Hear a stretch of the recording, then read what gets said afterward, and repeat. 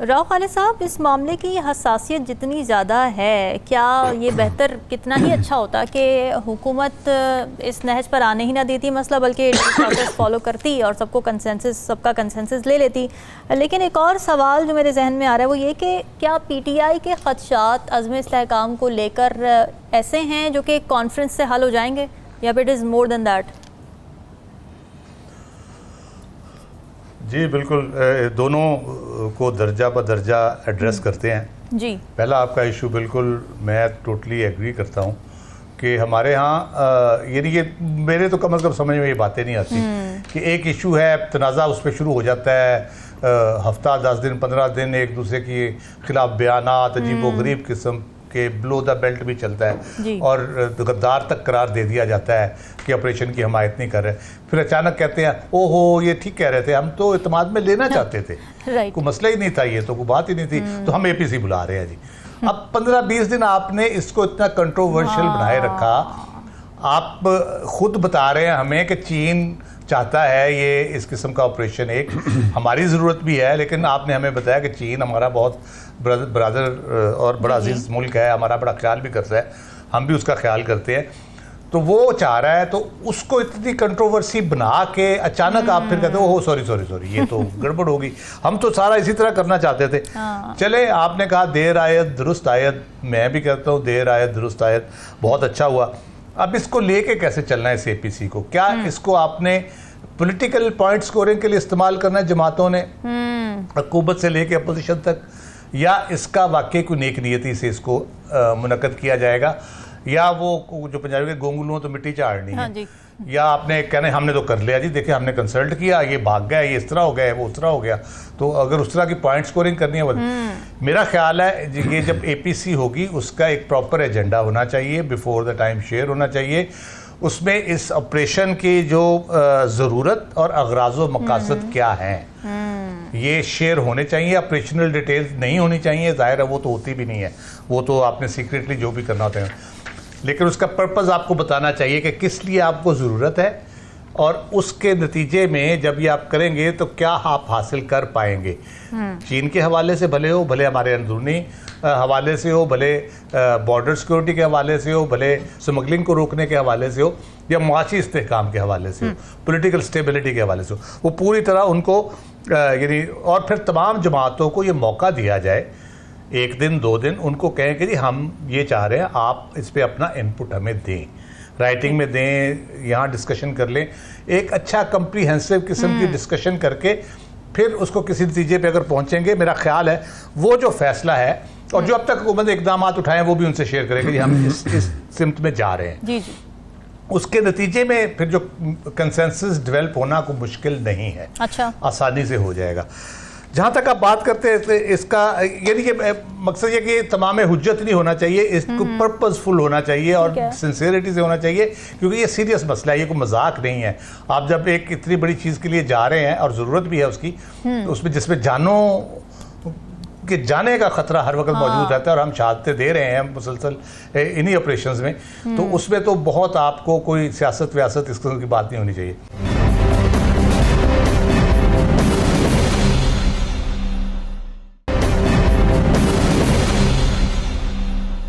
जहाँ तक पीटीआई की बात है, बड़ा अच्छा है, यानी अच्छा जेस्चर है उनकी तरफ से। अगर बानी पीटीआई इमरान खान साहब ने खुद कहा है कि हम शिरकत करेंगे, लेकिन अभी उनका पर्पस जो मेरी अंडरस्टैंडिंग और इन्फॉर्मेशन है वो ये है कि वो देखना चाहते हैं कि हुकूमत का मतमा नज़र क्या है, जो मैं कह रहा हूँ कि उनको बताना चाहिए क्या, वो अभी ये असेस करना चाहते हैं कि हुकूमत चाहती क्या है, उसके बाद वो फैसला करेंगे कि हमने किस तरह से इसके साथ चलना है। अच्छा। इसलिए मैं कह रहा हूँ उसको कम्प्रीहेंसिवली डील करना चाहिए, और 2-4 दिन हफ्ता बैठना पड़ेगा उस पर, आप बात करें सीरियस गुफ्तगू करके, आप उसको किसी नतीजे पर पहुँचाएं।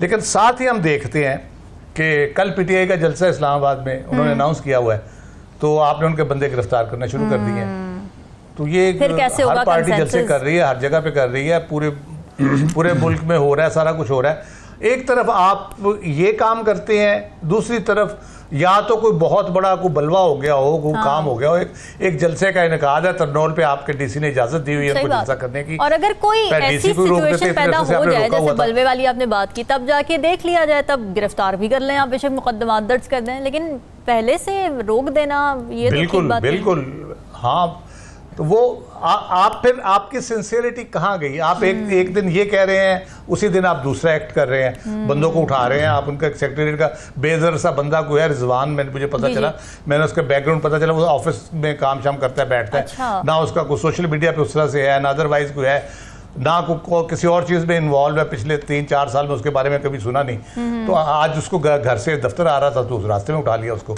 अब पता नहीं किसने उठाया। कहते हैं FIA की कस्टडी में है, रऊफ हसन साहब दावा कर रहे हैं।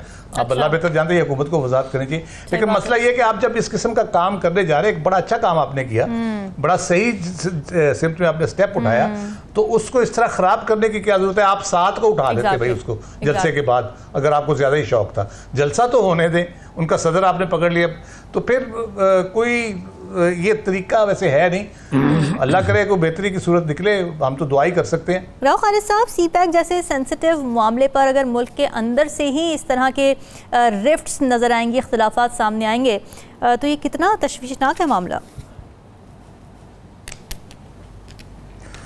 बहुत ज़्यादा सीरियस मैटर है, और आप इसकी हसासियत जो है CPAC के हवाले से और चीन के हवाले से है ही है, लेकिन उससे बढ़ के ये है कि अभी आप चीन का दौरा करके आए हैं और ये सारी चीज़ें वहाँ डिस्कस करके आए हैं, जैसे भी आपने किया या उन्होंने लिहाज ख्याल किया आपका, सारी सिचुएशन के बावजूद जो हमने पहले डिस्कस की है, उनके कंसर्न्स के बावजूद उन्होंने एग्री किया कि ठीक है जी हम ये करते हैं। और हाईएस्ट लेवल पे उनके प्रेसिडेंट जी जो हैं, उन्होंने आपको अश्योरेंस दी है। तो उस लेवल पे जब अश्योरेंस लेके आप यहाँ पे धमाले डालते हुए आए हैं और हमें पिछले इतने दिनों से बता रहे हैं कि कितना कमाल होने जा रहा है इस सारे मामले में, तो आप ख़ुद क्या कर रहे हैं? किस तरह से आपने उसको तनाज़ा खड़ा कर दिया? इस वक्त जो मुल्क आपका मदद करने को तैयार है हर तरीके से, जबकि कोई करने को तैयार नहीं है, उसको क्या मैसेज आप दे रहे हैं इन सारी चीज़ों से?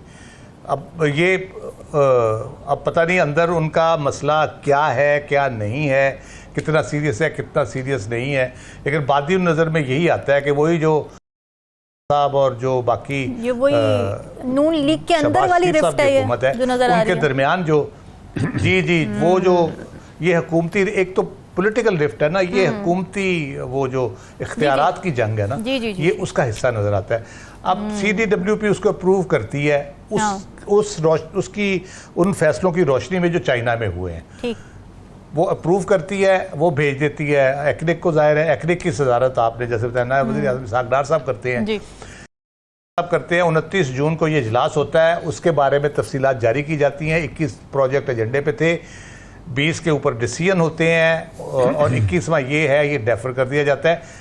21 के ऊपर जितने डिसीजन अनाउंस हुए हैं उसमें सिर्फ एक डिसीजन के ऊपर प्लानिंग डिवीजन को एतराज़ है। फॉरेन मिनिस्टर है, उनके दफ्तर से अगर अनाउंस हो रहा है या फॉरेन मिनिस्ट्री उसको एंडोर्स कर रही है बिकॉज ऑफ दैट कि वो एक्निक के चेयरमैन, अदरवाइज तो जाहिर है प्लानिंग डिवीजन या हुकूमत पाकिस्तान को करना चाहिए था जी। फॉरेन ऑफिस के से अगर होता है तो उसका पर्पज़ यही है कि साहब की वजह से उन्होंने वो जारी किया। अच्छा, अब बाकी सारी चीज़ें अगर ठीक हैं तो ये गलत कैसे हो गई?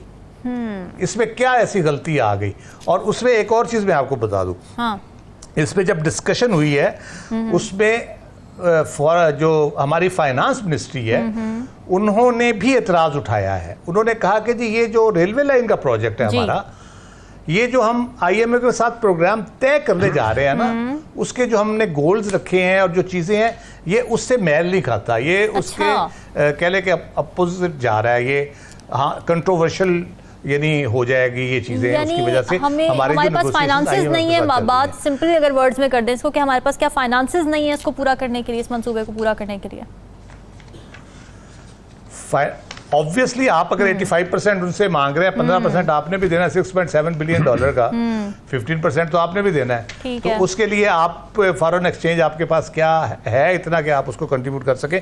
यकीनन कोई ना कोई IMF का होगा, दो वजह से हो सकता है, एक तो पैसों की वजह से हो सकता है, अच्छा। दूसरा जाहिर है अमेरिका का इन्फ्लुएंस IMF के ऊपर, वो चाहता होगा कि वो ना करे। दूसरा एक हमेशा से रहा है IMF और अमेरिका का रहा है कि जो भी चीनी इन्वेस्टमेंट पाकिस्तान में आती है फॉरेन एक्सचेंज की सूरत में, उसमें ट्रांसपेरेंसी होनी चाहिए, एग्जैक्ट पता होना चाहिए कहाँ जा रहा है। आप हमें लगता है कि आप उधर से पैसे लेके तो हमारा लोन उतार देते हैं या कहीं और पे कर देते हैं, ठीक ये बात उनको है। बड़ा सीरियस कंसर्न हमेशा से ठीक रहा है। और बार बार वो ये बात करते रहे। तो ये बहुत ही एक कह लें कि अजीबोगरीब सूरत हाल पैदा हुई है। और चलो फॉरेन ऑफिस ने वो कर दिया, गलती से कर दिया, डेफर कर दिया। एहसन इकबाल साहब के ऑफिस को चाहिए था फॉरेन ऑफिस से रब्ता करता, हर वक्त इकट्ठे होते हैं तकरीबन, उनको कहता कि सर ये हुआ है तो ये बराए मेहरबानी इस तरह से बात नहीं हुई थी, इस तरह से हुई थी, आप थोड़ी सी क्लैरिफिकेशन जारी कर दें। कन्फ्रंट करने का मतलब ये है कि there is something serious going on between साहब एंड गवर्नमेंट। ठीक है। तो वो पहले ही हमारे को मामला चल नहीं रहे, लॉक जैम टाइप सूरत हाल हुई है मामलात की, तो ये मजीद उसमें खराबी का बायस बनेंगे, यानी ये सोने पे सुहागा हो जाएगा, फिर जलती पे तेल का काम बिल्कुल करेगी ये ठीक चीज़। बात है।